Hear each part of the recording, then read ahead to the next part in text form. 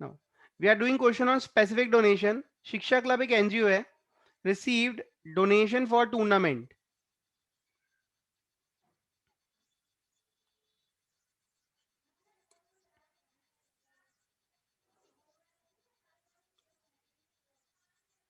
During 2020-21 tournament के लिए donation मिला 10 लाख रुपए.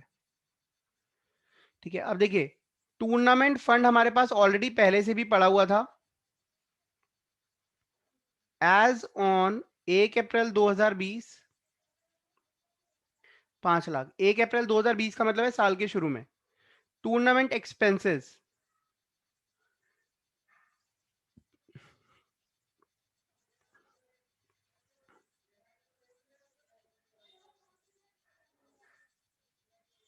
During 2021 12,50,000. Receipts from sale of tickets of tournament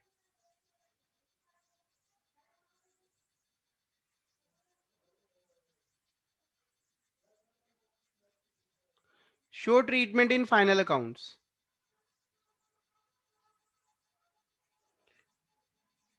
हमें इसका फाइनल अकाउंट्स के अंदर ट्रीटमेंट बताना है क्या होगा.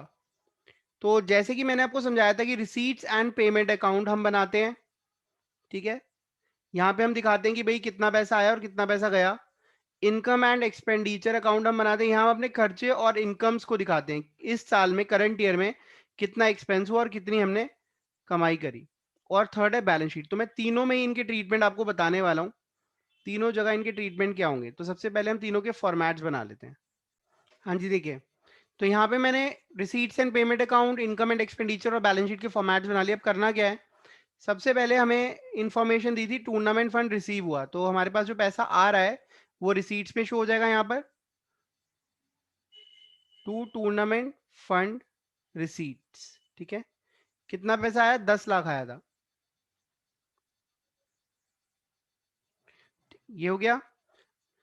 टूर्नामेंट फंड हमारे पास ओपनिंग में कितना था साल के शुरू में, वो था 5 लाख.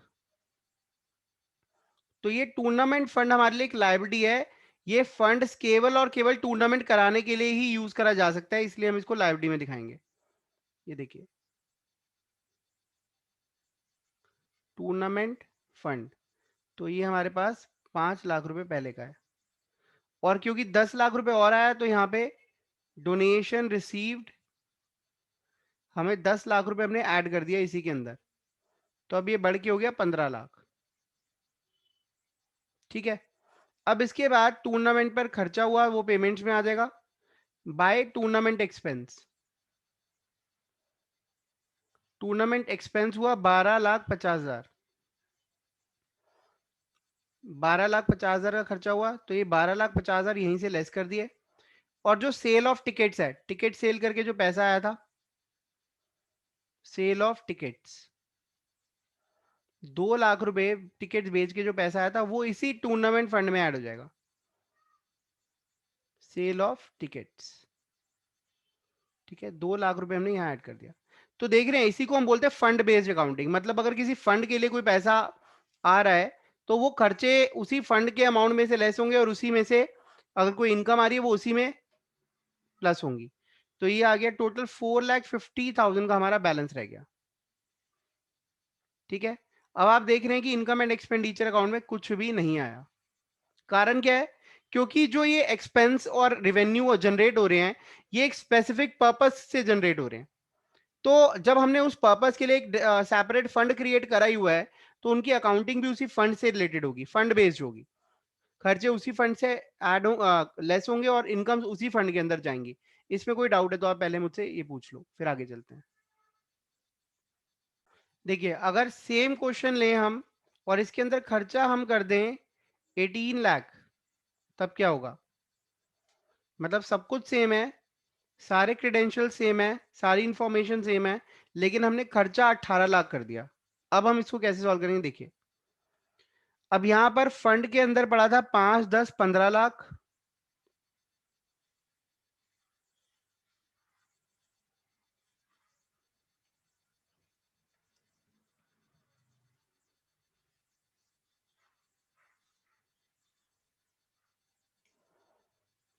सेल ऑफ टिकट्स का अमाउंट हमने एडजस्ट कर दिया, ऐड कर दिया इसमें। सेल ऑफ टिकट्स का अमाउंट है 2 लाख। ठीक है, अब हमारा जो एक्सपेंस हुआ है फंड के अंदर तो 17 लाख पड़ा है। अब एक बात बताओ, फंड में 17 लाख पड़ा है तो उसमें से 18 लाख तो हम खर्च कर ही नहीं सकते क्योंकि फंड में ही 17 लाख है। तो हम जो एक्सपेंसेस हैं वो 17 लाख ही लेस करेंगे इसमें से, और जो एक्सेस खर्चा है वो एनपीओ का अपना एक्सपेंस है, that will be debited to income and expenditure account. Tournament expense 1000, sorry 1 lakh.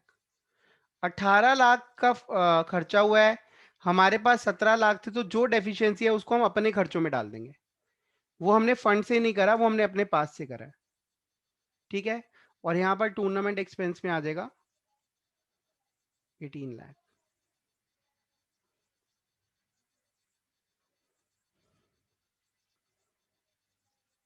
तो एक क्वेश्चन है आपके आगे।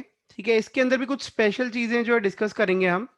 और उसमें क्या है देखिए, डोनेशन रिसीव ड्यूरिंग 2021, याद रहे फंड बेस्ड अकाउंटिंग है, पूरा आपने फोकस रखना है फंड के ऊपर। ये मैच के लिए डोनेशन मिला है 20 लाख रुपए का। Investment made out of match fund, match fund से हमने कोई इन्वेस्टमेंट कर दी, मतलब इसी पैसे को हमने यूटिलाइज करा और 10 लाख रुपए हमने इसमें इन्वेस्ट कर दिए।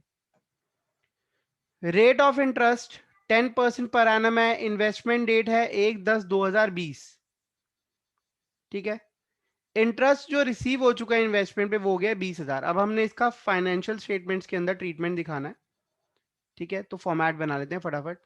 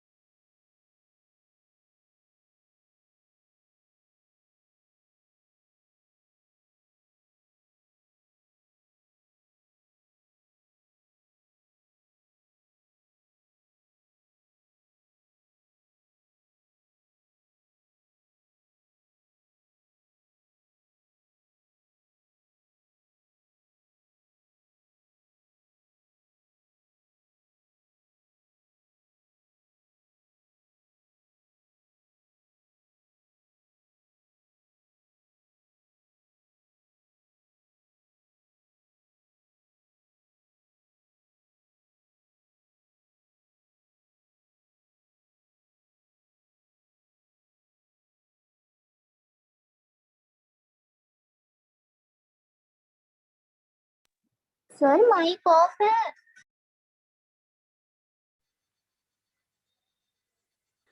ठीक है, माइक ऑफ था तो अब दोबारा से समझिए। देखिए, तो डोनेशन फॉर मैच फंड जो आया वो 20 लाख रुपए हमारी रिसीट्स में शो कर रहे हैं हम। जो हमने पैसा इन्वेस्ट करा 10 लाख रुपए हमने पेमेंट्स में दिखा दिया। नेक्स्ट क्या, आप देखिए 20 लाख में से हमने 10 लाख इन्वेस्ट करा, that will not reduce match fund. इसका कारण क्या है, क्योंकि आपने पैसा इन्वेस्ट कराया है, कोई खर्चा नहीं करा। ठीक है, that is recoverable amount. Investment आप सेल करोगे वो पैसा आ जाएगा, तो आप एसेट्स के अंदर यहां दिखा दोगे मैच फंड इन्वेस्टमेंट्स। एसेट्स में मैच फंड इन्वेस्टमेंट्स 10 लाख की, राइट। अब क्या हुआ, इंटरेस्ट रिसीव हुआ आपको। ठीक है, आपने जो पैसा इन्वेस्ट करा था वो 1 अक्टूबर को करा था। 10 लाख रुपए अगर आप 1 अक्टूबर को लगाते हो तो 6 मंथ्स का आपको इंटरेस्ट मिलना चाहिए, वो होता है 50,000। लेकिन आपको मिला कितना है अभी, सिर्फ 20,000। तो 30,000 अभी भी आपको मिलना बाकी है, आप कमा चुके हो, अभी मिलना बाकी है। ये देखिए, जो इंटरेस्ट आपको रिसीव हो गया, interest received on match fund investment, that is 20,000। 20,000 मिला, और अभी कुछ इंटरेस्ट मिलना बाकी है। तो एक्रूड इंटरेस्ट जो है दैट इज 30,000, वो हम एक्रूड इंटरेस्ट में दिखाएंगे। अब टोटल कमाई कितनी हुई, पैसा तो हमने मैच फंड से ही लगाया है इन्वेस्टमेंट के अंदर, तो वो जो कमाई है इंटरेस्ट की, इंटरेस्ट अर्नड, आपने जो इंटरेस्ट अर्न करा दैट इज 50,000, वो इसी मैच फंड के अंदर ऐड हो जाएगा, और मैच फंड 20,50,000 हो जाएगा।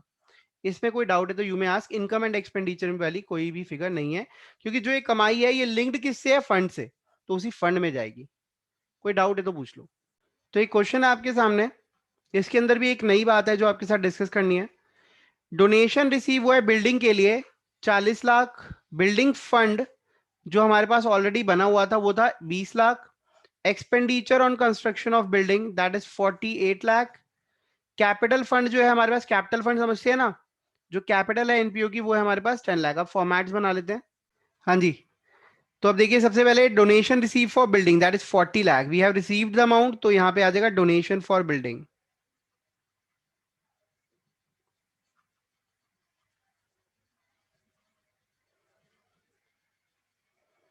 40 लाख। इसके बाद बिल्डिंग फंड जो है 20 लाख रुपए है, जो था हमारे पास। तो ये बिल्डिंग फंड जो हमारे पास इनिशियली था उसको हम बैलेंस शीट में तो शो करेंगे ही। तो यहां आ जाएगा बिल्डिंग फंड, बिल्डिंग फंड हमारे पास था 20 लाख, और उसमें जो रिसीव हुआ, डोनेशन रिसीव हुआ, और दैट इज 40 लाख, तो वो 60 लाख का हो गया। अब इसके बाद वो कह रहे हैं expenditure on construction of building that is 40 lakh. तो एक्सपेंडिचर जो हुआ, तो यहां आ जाएगा expenditure on construction of building. जब हम बिल्डिंग कंस्ट्रक्ट कर रहे होते हैं तो वो बिल्डिंग की कॉस्ट में ऐड होता रहता है, और बिल्डिंग हमारे लिए एक फिक्स एसेट है, लॉन्ग टर्म एसेट है, याद रहे। कंस्ट्रक्शन जो हम कर रहे हैं बिल्डिंग की, ये हमारा एक नॉर्मल एक्सपेंस नहीं है, इससे हमारी एक एसेट जनरेट हो रही है ना। हमारी बिल्डिंग बन रही है, तो बिल्डिंग यहां पर आ जाएगा 48 लाख की जी, 48 लाख रुपए हमारे बिल्डिंग में। ठीक है, यहां अंडर कंस्ट्रक्शन भी कर सकते हैं, इसको ब्रैकेट में अंडर कंस्ट्रक्शन लिख सकते हैं 48 लाख। अब आप देख रहे हैं ये पैसा हमने कहां से यूटिलाइज करा? ये पैसा हमने फंड में से निकाला 48 लाख। तो फंड तो कम होगा ही होगा, क्योंकि इन्वेस्टमेंट नहीं है, ये तो हमने अपने ही बिजनेस के लिए एक बिल्डिंग कंस्ट्रक्ट करी, तो 12 लाख रुपए भी फंड में बचे हुए हैं।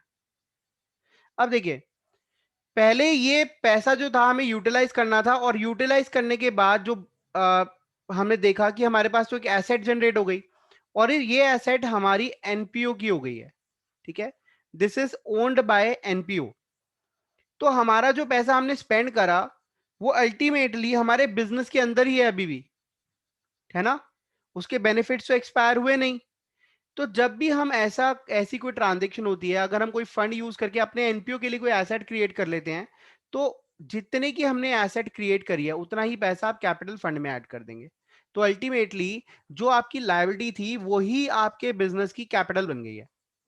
ठीक है, आपको किसी ने कहा ये लो 60 लाख रुपए, आपने बिल्डिंग में 48 लाख लगा दिए, ठीक है, तो वो बिल्डिंग किसकी है? हमारी है ना। अगर आपकी एसेट बढ़ रही है, ठीक है, तो एसेट का दूसरा प्रभाव कहां पर आएगा? कैपिटल भी बढ़ेगी ना साथ साथ। लायबिलिटी तो आपकी खत्म हो गई, क्योंकि आपको जो पैसा कहा गया था यहां लगाना है आपने तो वहीं लगाया है। ठीक है, are you getting my point? कोई डाउट है इसमें? ठीक है, कोई डाउट नहीं। तो यही मैं आपको समझाना चाह रहा हूं कि हमें पैसा लगाने के लिए बोला, हमने लगाया, और जब वो पैसा लगाया तो हमारी एसेट एप्रिसिएशन हो गई, एसेट की वैल्यू एडिशन हो गई, तो उतना ही पैसा हमारी कैपिटल में भी ऐड हो जाएगा। ठीक है, तो ये जो बिल्डिंग कंस्ट्रक्ट करी है हमने, बिल्डिंग का पैसा 48 लाख हमारे कैपिटल फंड में ऐड हो जाएगा। कैपिटल फंड पहले 10 लाख था, अब वो 58 लाख हो जाएगा। Again income and expenditure account में कोई एंट्री नहीं आएगी। इसमें कोई डाउट है तो आप पूछ लो।